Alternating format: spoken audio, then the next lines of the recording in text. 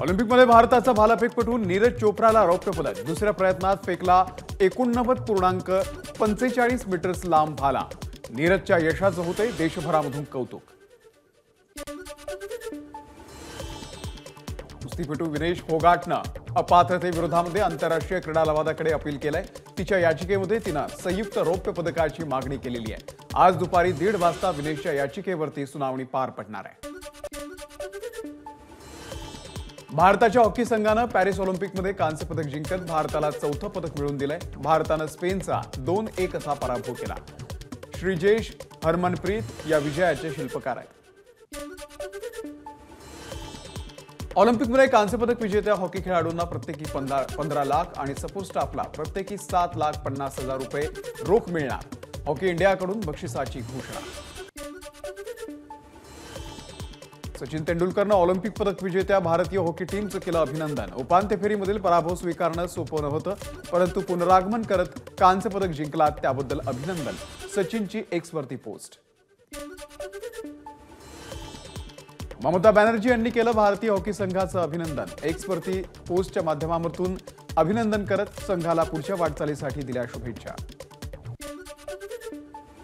तुमच्या कर्तृत्वानं तिरंग्याचा अभिमान उंचावला। गृहमंत्री अमित शहांनी भारतीय हॉकी संघाचं कौतुक करत एक्सच्या माध्यमातून केलं अभिनंदन।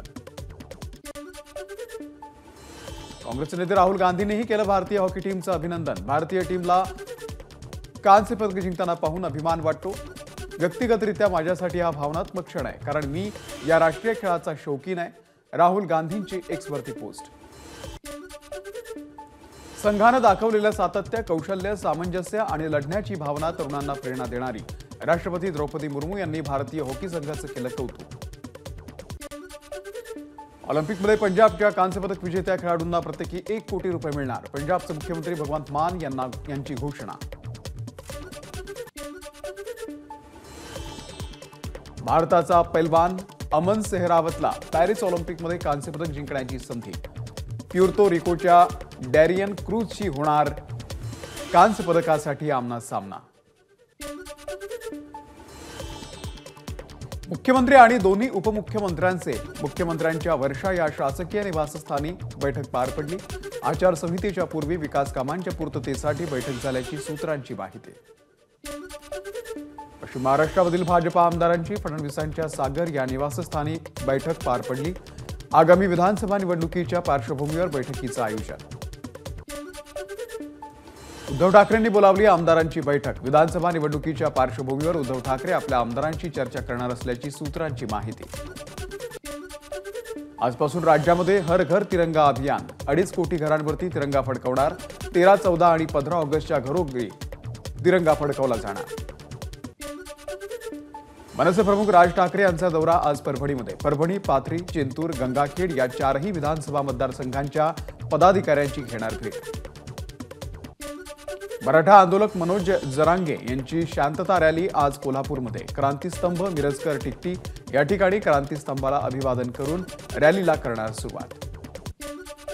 राष्ट्रवादी काँग्रेस शरदचंद्र पवार पक्षाची आजपासून शिवस्वराज्य यात्रा। 31 मतदारसंघांमधून जाणार यात्रेचा पहिला टप्पा। शिवनेरी किल्ल्यापासून होणार यात्रेची सुरुवात। राज्याचे आरोग्यमंत्री डॉक्टर तानाजीराव सावंत यांनी दिलेल्या आश्वासनानुसार वारकरी भाविकांच्या आरोग्य सुविधेसाठी पंढरपूरला 1000 खाटांच्या रुग्णालयाला शासनाने दिली मंजुरी। सेंट जॉर्ज रुग्णालयामधील घटनेप्रकरणामध्ये 2 RMO आणि 1 CMOचं निलंबन। चौकशी होईपर्यंत निलंबित अधिकाऱ्यांना सेवेमध्ये घेतलं जाणार नाही, तर निलंबन हे तातडीनं पार पाडण्याचे राहुल नार्वेकर यांचे आदेश। कोल्हापूरमधील केशवराव भोसले नाट्यगृहाला आणि खासबाग मैदानाच्या व्यासपीठाला लागली आग। आगीचं कारण स्पष्ट। लाडकी बहीण योजनेचे डिजिटल अंमलबजावणी, त्यामुळे अंदाजे 4,567 झाडे वाचली आणि 68 करोड लिटर पाणी वाचलं। उपमुख्यमंत्री अजित पवारांची माहिती। नारी शक्ती ॲप्लिकेशनच्या द्वारे लाडकी बहीण योजनेचे अर्ज स्वीकारले, त्यामुळे लाडकी बहीण योजनेच्या वेगवान अंमलबजावणीला मोठं बळ मिळालं। उपमुख्यमंत्री अजित पवारांची माहिती। लाडकी बहीण योजनेसाठी तयार केलेल्या नारी शक्ती ॲपला राज्यभरातून उत्स्फूर्त प्रतिसाद। आजपर्यंत 1,41,40,00,000 महिलांनी केले अर्ज. 1,05,00,000 महिलांचे अर्ज अवघ्या 2 दिवसात मंजूर. लाडकी बहीण योजनेचा पहिला हप्ता 17 तारखेला मिळणार. लाडकी बहीण योजना चुनावी जुमला नाही. दिंडोरीमधल्या सभेमध्ये अजित पवारांचं वक्तव्य. लाडकी बहीण योजनेसाठी पैसे पण जमिनीचा मोबदला द्यायला तयार नाहीत. 1995 सालच्या खटल्यावरून सुप्रीम कोर्टाचे राज्य सरकारला झापलं. राज्य सरकारला प्रतिज्ञापत्र दाखल करण्याचे आदेश. मंत्री संजय राठोड यांचं प्रकरण सध्या न्यायप्रविष्ट आहे. हे प्रकरण मागे घेण्याच्या कुठल्याही सूचना वकिलांना दिल्या नाहीत. भाजपच्या नेत्या चित्रा वाघ यांची प्रतिक्रिया. पंतप्रधान आवास योजनेमधून घरकुलासाठी 1,60,000 रुपये मिळतात. मात्र तेवढ्या पैशात घरकुल होऊच शकत नाही. घरकुलाला 4 लाख रुपये मिळाले पाहिजे. खासदार निलेश लंके यांची मागणी. गणेश उत्सवाच्या पूर्वी मुंबई गोवा महामार्गावरती प्रवास खड्डेमुक्त करणार. केंद्रीय मंत्री नितीन गडकरी यांचं मुंबई उत्तर पश्चिमचे खासदार रवींद्र वायकर यांना आश्वासन. सरकारी नोकरीसाठी बनावट दिव्यांग प्रमाणपत्राचा वापर करणाऱ्यांचा एबीपी माझाकडून पर्दाफाश.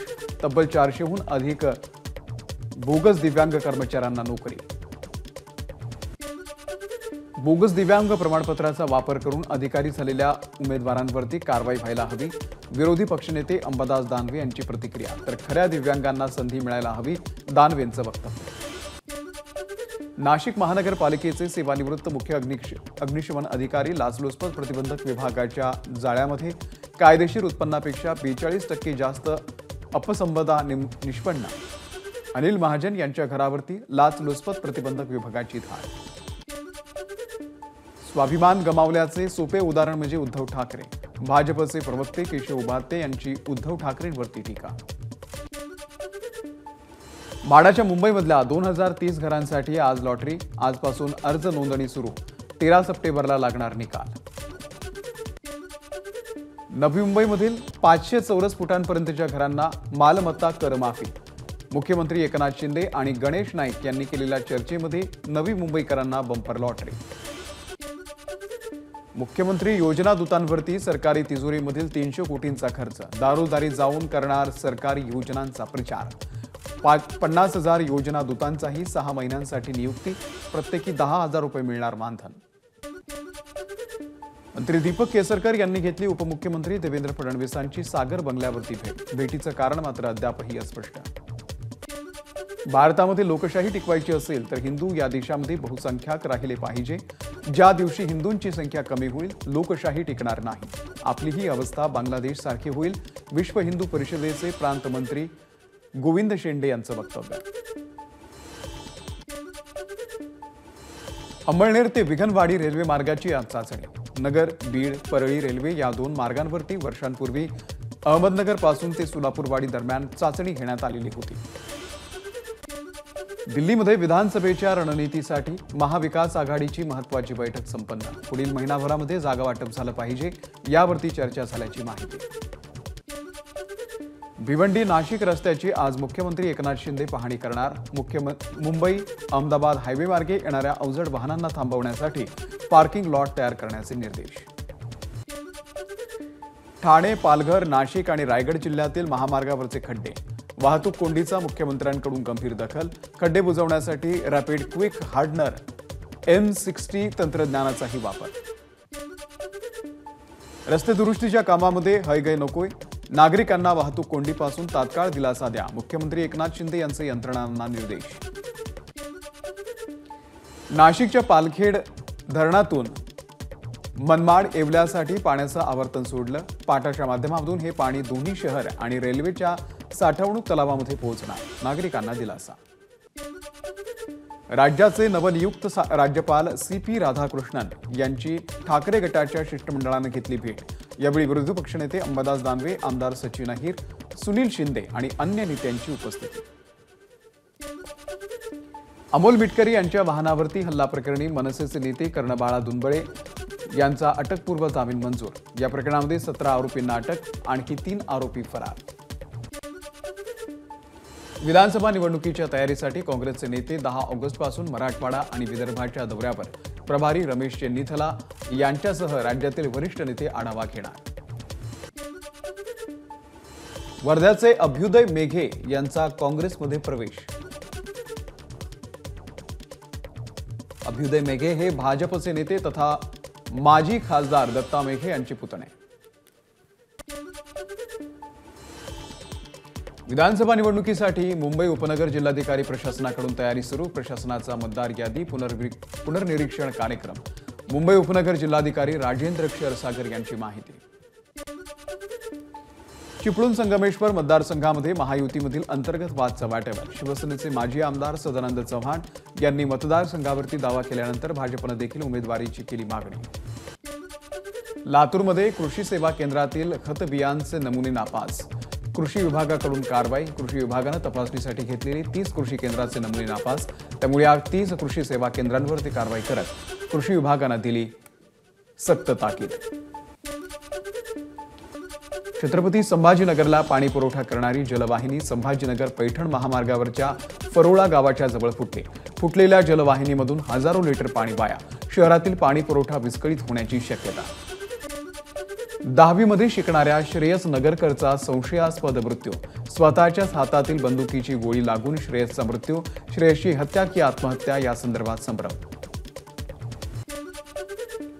पालघरच्या डहाणू तालुक्यातल्या शाळकरी विद्यार्थ्यांची गैरसोय। सूर्या नदीतील लाकडी तराफा मागच्या आठवड्याभरापासून बंद।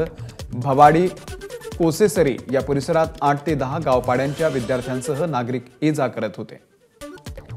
हिंगोली विधानसभेमधून मनसेचे जिल्हा प्रमुख बंडू कुटे यांची उमेदवारी राज ठाकरेंकडून जाहीर। सर्वांची साथ असू द्या, सहकार्य करा असं राज ठाकरेंचं आवाहन। बारामतीमधील 3 हत्ती चौकाची युगेंद्र पवार यांच्याकडून पाहणी। या चौकामध्ये अनेक अपघात आणि वाहतूक कोंडीची समस्या। या प्रकरणामध्ये लवकर मार्ग काढू युगेंद्र पवार यांची मागणी। जळगाव जिल्ह्यामध्ये केळीचे दर वाढले। कमी पाऊस आणि तीव्र उन्हामुळे केळीची कमी लागवड झाल्यानं उत्पादनामध्ये मोठी घट। संसदेमध्ये अल्पसंख्याक मंत्री किरेन रिजिजू यांनी सादर केलं विधेयक। सर्वसहमतीनं विधेयक मंजूर करण्याचा सरकारचा प्रयत्न। संसदेच्या वक्फ बोर्डामधील सुधारणांसंदर्भात सरकारच्या विधेयकाची प्रत संसदेमध्ये सादर।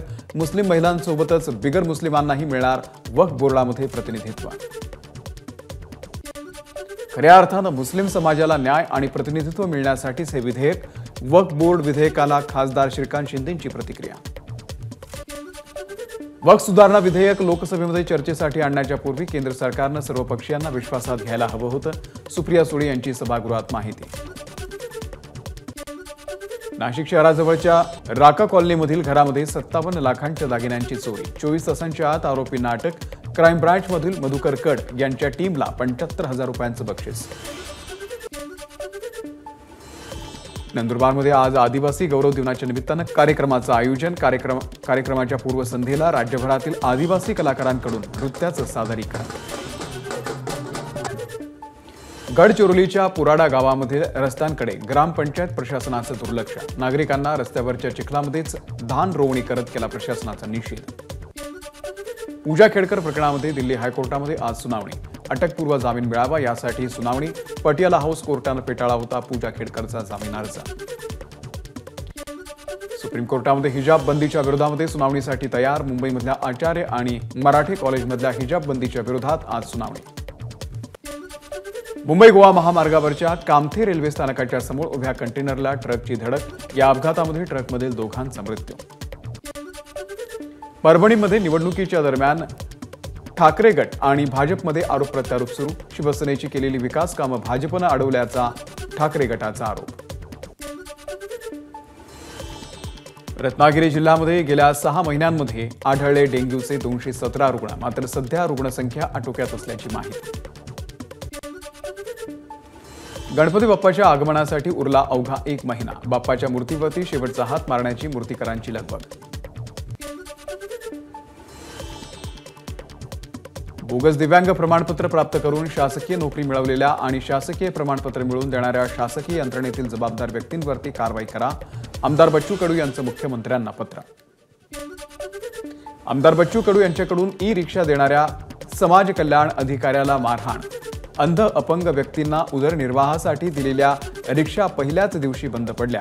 या सगळ्या रिक्षा घेऊन अंध दिव्यांग व्यक्ती बच्चू कडू यांच्याकडे आले होते। गोंदिया जिल्ह्यामध्ये मुंबई कोलकाता राष्ट्रीय महामार्गावरच्या देवरीच्या जवळ निर्माणाधीन पुलाची भिंत कोसळली। सुदैवानं कोणतीही जीवितहानी नाही, मात्र काही काळ वाहतूक विस्कळीत। धोकादायक इमारत पाडताना ढिगाऱ्याखाली असलेला पोकलेन एका बाजूला सरकला। भाईंदर पूर्वेतल्या नवघर रोडवरती घटना। सुदैवानं कोणतीही जीवितहानी नाही। अमरावतीच्या दर्यापूरमध्ये शेतकरी सहकारी जिनिंग प्रेसिंगच्या लिलाव प्रसंगी मनसेचे कार्यकर्ते आणि संचालकांमध्ये राडा। अध्यक्ष उपाध्यक्ष परस्पर लिलाव करत असल्याचा मनसेचा आरोप। अमरावतीच्या एका हॉटेलमध्ये 45 वर्षीय व्यक्तीचा मृतदेह आढळल्यामुळे खळबळ। निलेश इंगळे असं मृत्यू झालेल्या व्यक्तीचं नाव। राजापेठ पोलिसांकडून पुढचा तपास सुरू। राज्यामध्ये अनेक बोगस प्रशासकीय अधिकाऱ्यांची नियुक्ती झाल्याची शक्यता। सुराज्य अभियानाकडून राज्यपालांकडे चौकशीची मागणी। वर्ध्याच्या देवळीमध्ये शेतकऱ्यांच्या विविध मागण्यांसाठी युवा संघर्ष मोर्चाचं लोटांगण आंदोलन। जिल्ह्यामध्ये ओला दुष्काळ जाहीर करण्याच्या मागणीसह विविध मागण्यांसाठी शेतकरी आक्रमक। एबीपी माझा, उघडा डोळे बघा नीट।